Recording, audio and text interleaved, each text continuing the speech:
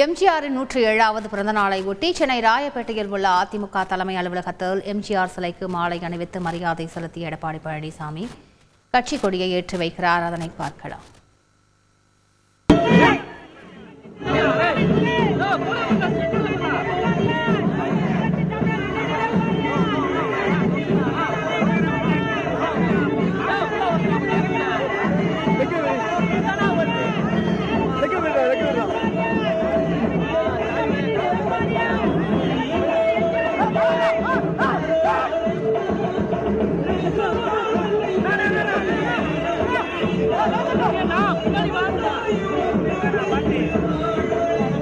Hey, come on, right there.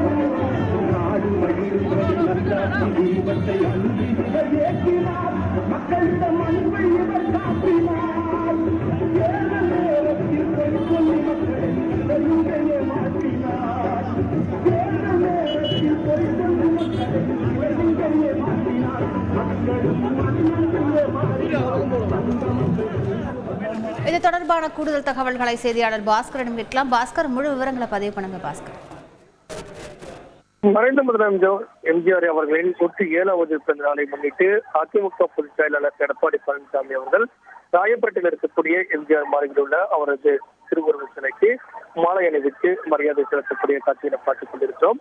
அதைத் தொடர்ந்து சென்னை அதிமுக தலைமை அலுவலகத்தில் கட்சி கொடியும் ஏற்றி வைத்திருக்கிறார் அதிமுக பொதுச் செயலாளர் எடப்பாடி பழனிசாமி.